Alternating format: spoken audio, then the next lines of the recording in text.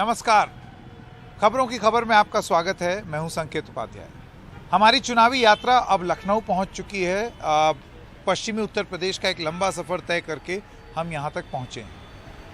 लखनऊ के दिल में क्या है ये जानने के लिए दिन भर हमने सोचा कि बड़े बड़े मॉल में या बाकी लोगों से बात करके चौड़ी सड़कें दिखाएं, विकास और ये सब बातें, इसके बजाय जो पुराना लखनऊ है, चौक, वहाँ जाएं। वहाँ के लोगों के दिल में क्या है उसका आप तक हवाला या अकाउंट लेकर के आए।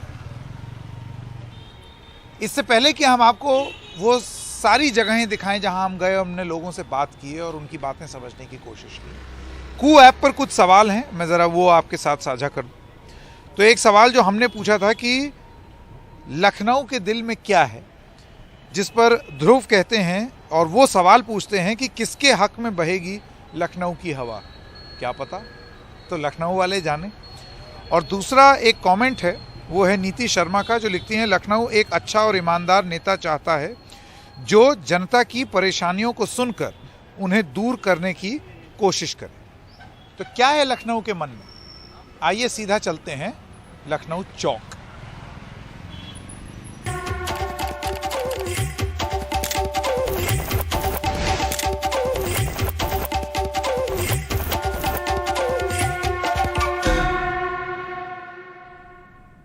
लखनऊ में बड़ी बड़ी इमारतें आ गई, चौड़ी सड़कें हो गई, पार्क बन गए, ये सब बहुत अच्छी बात है। देश और प्रदेश और शहर इसी तरीके से विकसित होता है।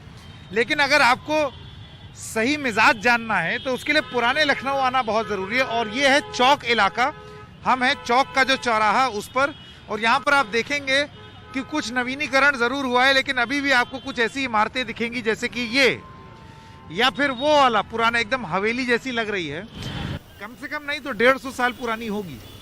इसी तरीके से पूरे चौक इलाके में जो सर्राफा बाजार है, जो अलग अलग जगह यहाँ पर हैं, अमीनाबाद है, इन सब इलाकों में लोग क्या सोच रहे हैं, उनके मन में क्या है, आइए पता करने की कोशिश करते हैं। लाइन से दुकानें हैं, जैसे कि आप देख सकते हैं यहाँ पर। दिस इज मक्खन, आप देखिए मलाई मक्खन, एक एक करके ऑल शॉप्स इस पूरे इलाके में, 4 इधर, और आपको सचिन गुप्ता दिखाएंगे एक लाइन से। क्या है ये? चौक की निशानी, चौक का मलाई मक्खन है ये, चौक की निशानी। मलाई मक्खन चौक की जान। जी, चौक आए तो मलाई मक्खन जरूर खाएं, खाते ही मुंह में पिघल जाए। खाएंगे, थोड़ा खा के देखिए।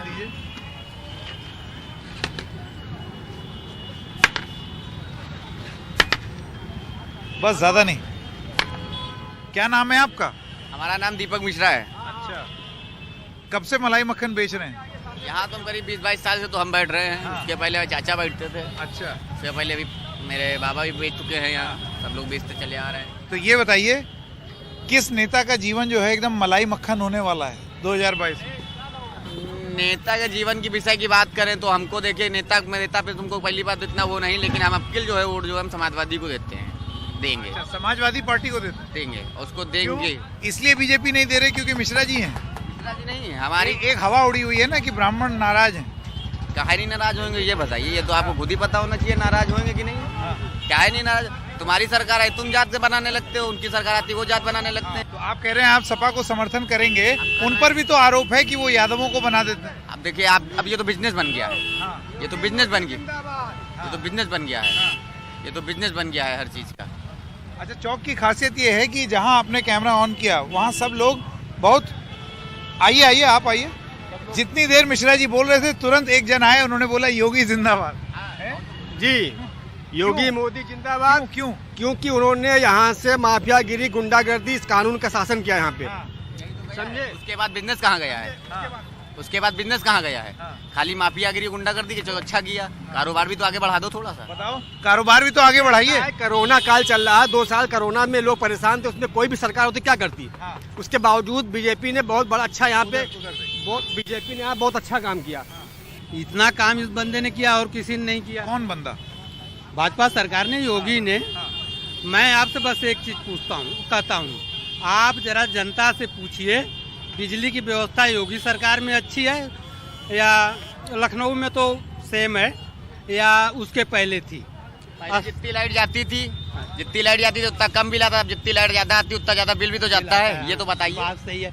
और सुनिए एक मिनट, पूछिए प्राइमरी स्कूलों की स्थिति योगी के समय अच्छी थी या उसके पहले थी? ये तो आपने बड़ी बड़ी बात कर दी। मैं कह रहा हूँ ये चौक इलाके में यहाँ का क्या मुद्दा है और यहाँ के विधायक ने क्या कर दिया? यहाँ के मुद्दे की बात आएगी तो ये हमारा अपना पुराना गढ़ है। देखिए यहाँ हम लोगों को कोई कभी दिक्कत नहीं होती है। यहाँ के विषय में अगर गए, बाकी सरकार देखिए चाहे इसकी बने, हमारे उसके मतलब नहीं, लेकिन जो यहाँ का जो है मुद्दा, यहाँ इतिहास में जाए, लालजी टंडन जो है वो यहाँ से का इतिहास हमेशा बना रहेगा। चौक को जो पॉपुलर बनाया गया है वो टंडन जी ने बनाया और कोई नहीं बनाई थी। अगर अखिलेश यादव को आई होती उस समय पूर्ण बहुमत से भारतीय जनता पार्टी की गवर्नमेंट आ रही है, इसमें कोई शक नहीं है। अब बस 23 तारीख को हम लोगों को, सब लोगों को मिलके वोट डलाना है। जय श्री राम, जय भाजपा तय भाजपा। जय भाजपा तय भाजपा। लेकिन मिश्रा जी आपसे एग्री नहीं करते हैं?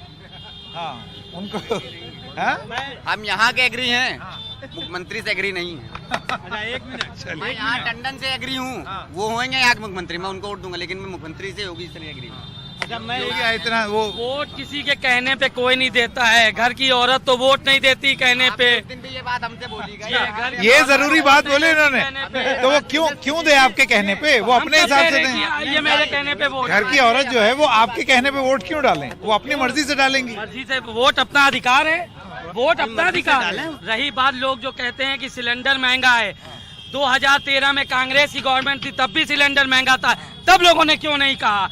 और ये जो सामने डोमिनोज का पिज्जा खुला हुआ है, 500 रुपए का आप पिज्जा खा लेंगे, ठीक है, और सिलेंडर में देने में अब खराब हो, ये गलत बात है। वो सिलेंडर वाला आदमी अलग है, पिज्जा वाला अलग है। आप जो ये बात सुन रहे थे उसमें आपको क्या लगता है? अरे भाई 500 रुपए का पिज्जा खाने वाले कह रहे हैं सिलेंडर जो है बहुत सस्ता है, उनके लिए सस्ता है। हम 10 रुपए की चीज नहीं खा सकते, हमारे लिए बहुत महंगा है। पहले तो हमारे पिताजी 5 रुपए देते थे, आज जेब में 2000 रुपए। आमदनी भी तो बढ़ी है। आमदनी सिर्फ जो है इन्हीं जैसे लोगों की बढ़ी है, हम लोगों की नहीं बढ़ी है। एक बात खाली सुन लीजिए, लोग कह रहे हैं बीजेपी खराब है। जितनी योजनाएं बीजेपी गवर्नमेंट में आई हैं, क्या इन लोगों ने फायदा नहीं उठाया? आप बताइए, क्या इन लोगों ने फायदा नहीं उठाया? भाई अगर सब्सिडी लेके राशन बांट रहे हैं तो कौन बड़ा काम कर रहे हैं? 100-200 की सब्सिडी वापस ले लिया और 75 रुपए का राशन दे रहे हैं। क्या दे रहे हैं यार? तो अभी फिलहाल ये खत्म करते हैं, मेरा मक्खन पिघल जाएगा भाई। बहुत बहुत धन्यवाद। अभी और अंदर चलेंगे और विचार सुनेंगे।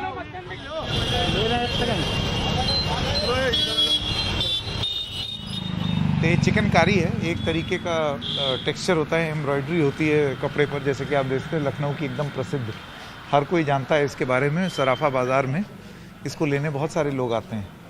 मेरे ख्याल से इसके जो ट्रेडर्स हैं उनकी भी अपनी कुछ बातें होंगी।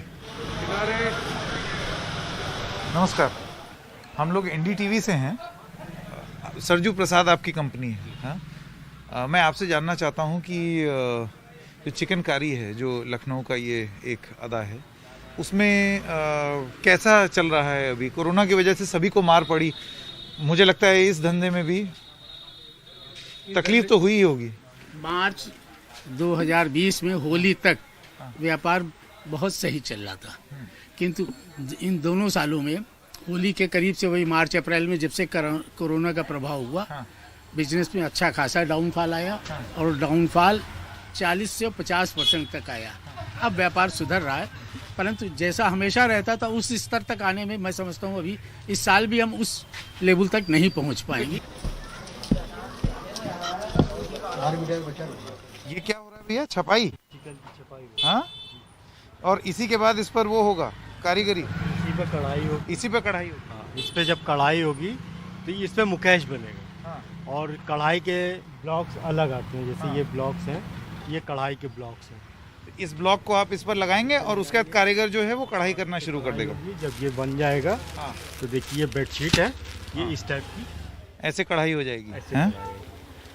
फाइनल टच ये। हाँ जी, कोरोना की वजह से दिक्कत तो आई होगी। कोरोना की वजह से काम में बहुत दिक्कत हो चुकी है, लेकिन अब तो सरकार ने इसको वो 1 डिस्ट्रिक्ट 1 प्रोडक्ट में चिकनकारी को लाया है, तो आपको लगता है उससे फर्क पड़ेगा? फर्क नहीं पड़ सकता, क्योंकि ये इलेक्शन के बाद जो है आप ये समझ लिए इसमें 12% जीएसटी लगने वाली थी, आपको भी मालूम होगा, और 12% जीएसटी का मतलब हम लोग की कमर टूट जाएगी। कब से इत्र बेच रहे हैं आप यहाँ पर? ये 45 साल हो रहे हैं। 45 साल। हाँ, ठीक चल रहा है सब कुछ? हाँ, अल्हम्दुलिल्लाह। मैं आपसे ये पूछना चाहता हूँ कि आपको क्या लगता है, ये 5 साल का जो पिछला कार्यकाल गया सरकार का, उसको आप किस तरीके से देखते हैं? आपको लगता है कि व्यापारियों के लिए ठीक था? व्यापारी दुखी हैं। क्यों? व्यापारी दुखी हैं। हाँ। इतना वो कर दिया है। अब देखिए नालियां सड़ रही हैं, सड़क पे पानी बह रहा है, कोई सुनवाई नहीं, कोई सुनवाई नहीं है। कस्टमर आता है, अंदर कीचड़ आ जाती है। पर ये चुनावी मुद्दा बनता है, क्योंकि अक्सर क्या है कि ये सारी चीजें, मुझे नहीं लगता कि चुनाव में इसका कोई मायने रहता है। सब जो आता है अपना भरता है। अब काम काज कुछ नहीं होता है। हिंदू मुस्लिम राजनीति होती बस, यही है। बड़ी बात बोली आपने। ये तो अपने आप में गजब की विडंबना है। इत्र की खुशबू की दुकान का में स्वागत, नाली के गंदे नाले के पानी की बदबू से।